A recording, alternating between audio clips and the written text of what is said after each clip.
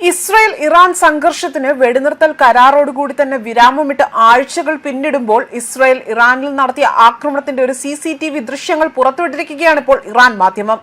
ഇറാന്റെ തിരക്കേറിയ ഒരു നഗരത്തിൽ ഇസ്രായേൽ നടത്തിയ സ്ഫോടനത്തിൽ വാഹനങ്ങൾ ആകാശത്തേക്ക് ചിന്നിച്ചിതറി താഴേക്ക് വീഴുന്ന കാഴ്ചയാണ് കാണാൻ സാധിക്കുന്നത്. ഈ വീഡിയോയിൽ നിന്നും ദൃശ്യമാണ് ഇറാന്റെ മേൽ ഇസ്രായേൽ നടത്തിയ കനത്ത ആക്രമണവും എത്ര നാശനഷ്ടങ്ങൾ സംഭവിച്ചു എന്നതും.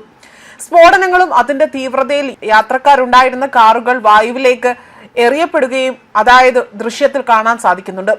ഓപ്പറേഷൻ റൈസിംഗ് ലൈൻ എന്ന ദൗത്യത്തിനിടയിലാണ് ആക്രമണം നടന്നതെന്നാണ് പറയപ്പെടുന്നത്. ഖുദ്സ സ്ക്വയറിൽ ആളുകൾ നടക്കുന്നതിൽ അതിനിടയിലേക്കാണ് ഈ മിസൈൽ പതിക്കുന്നതും. ഇസ്രായേൽ പ്രതിരോധ സേന ടെഹ്റാനിൽ നടത്തിയ വ്യോമാക്രമണം എന്ന വിധത്തിലാണ് ഈ വീഡിയോ പുറത്തു വന്നിരിക്കുന്നതും. ഇതോടൊപ്പം ആക്രമണത്തെ ആകാശത്ത് വെച്ച് തന്നെ പ്രതിരോധിക്കുന്ന വീഡിയോ ദൃശ്യങ്ങൾ അടക്കമാണിപ്പോൾ ഈ മാധ്യമം പുറത്തുവിട്ടിരിക്കുന്നതും. ഇത് പിന്നീട് ടൈംസ് ഓഫ് ഇന്ത്യയിലും ഓൺലൈൻ മീഡിയയിലും ഒക്കെ തന്നെ പ്രസിദ്ധീകരിക്കുകയും ചെയ്തു.